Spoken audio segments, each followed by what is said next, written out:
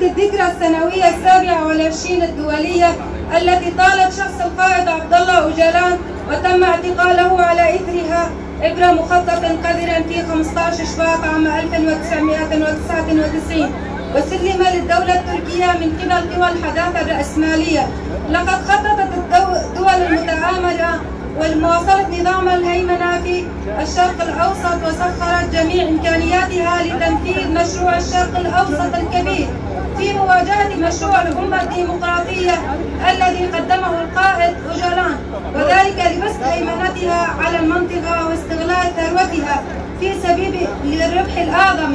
ولتحقيق هدفها القذر تقوم قوى الحداثة الرأسمالية بالتضحية بالنساء والأطفال بل بكل شعوب المنطقة عبر شن الحروب التي تسبب بقتل وتهجير الملايين، مما أدى إلى خلل في النظام البيئي والإيكولوجي في سبيل بسط هيمنتها والحفاظ على مصالحها وأنظمتها التابعة لها بكل السبل والوسائل القذرة واللا أخلاقية، كما أنها تشن حربا عسكرية واقتصادية ونفسية وبيولوجية لتغيير التركيبة السكانية لمنطقة الشرق الأوسط لرسم خرائط جديدة للمنطقة على حساب الأمن والاستقرار، على الرغم من جميع مخططات الدولة التركية وكل هذه الهجمات المستمرة على مناطق شمال وشرق سوريا وقيامها بتسليح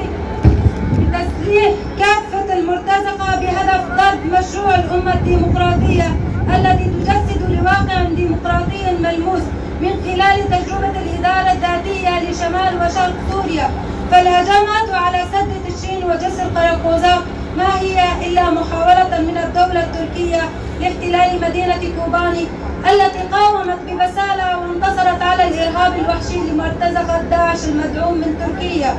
وعلى الرغم من انتهاك الدولة التركية عبر كل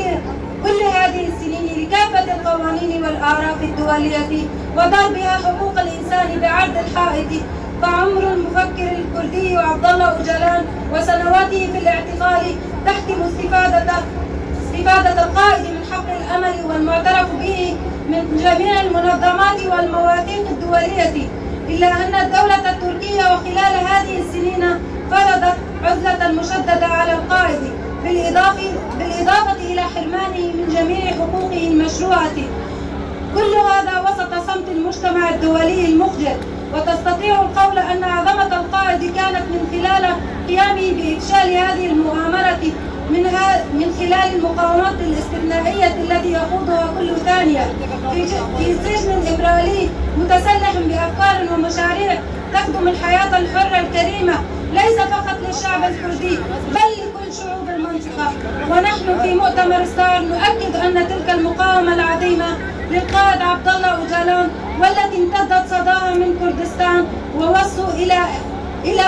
ووصولا إلى عموم الشرق الأوسط والعالم بفكر وفلسفة القائد المؤمن بحرية المرأة